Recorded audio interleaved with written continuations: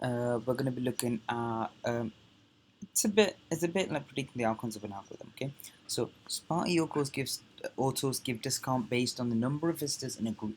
Okay, the pseudocode for an algorithm that determines group discounts is shown. So let's have a look at the actual algorithm. Okay, if you need to annotate it, that's perfectly fine, but this is quite self-explanatory. Using a selection. Okay, if the number of adults is bigger than 1 and number of children is bigger than 0. Okay, then you send family discount to display, so print that to screen. If that's not the case, and if the number of adults is bigger than or equals to 10, then you say it's a large group. If the number of adults is bigger than or equals to 5, then it's a small group discount.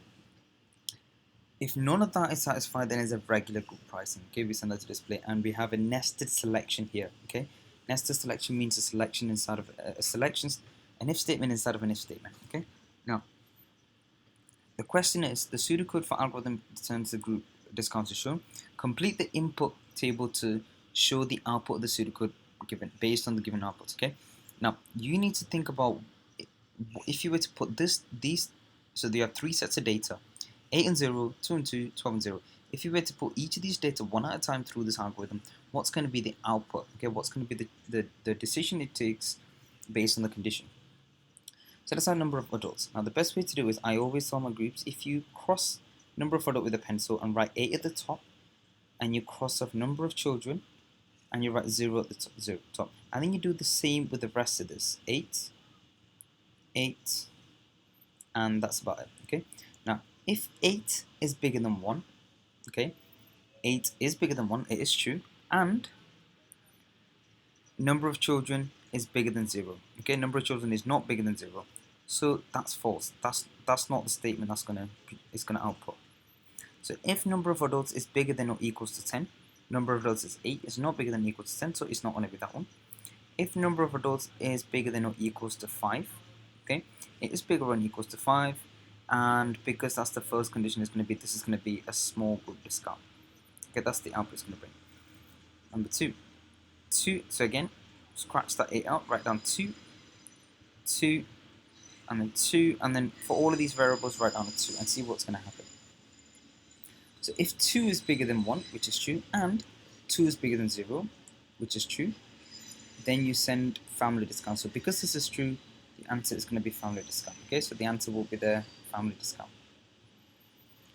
Final one is 12. So we have 12, number of children will be 0, number of adults will be 12, 12. Okay, so if 12 is bigger than 1, which is true, and number of children is bigger than 0. It's not bigger than 0, it is 0, so it is not going to be the statement. If number of adults is bigger than 10, which is true, and because there's nothing else to check, this is the actual answer, so the output will be large group discount, and the answer is right there. Okay, so that's the answer, and it goes in that order. That's 3 marks. Question number 3b.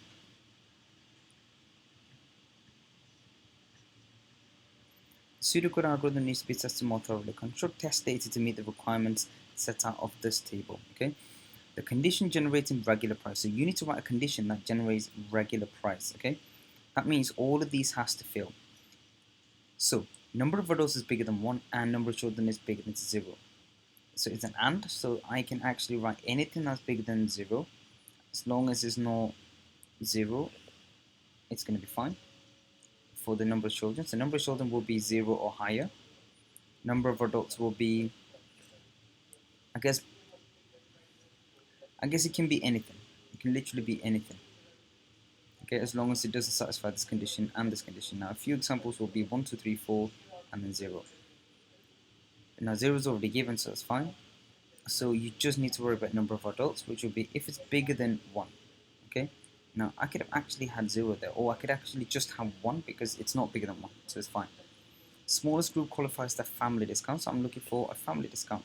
So I need a data set that will actually match this. So if it's bigger than 1, I can have anything from 2 or above, and if it's bigger than 0, I can have anything from 1 and above.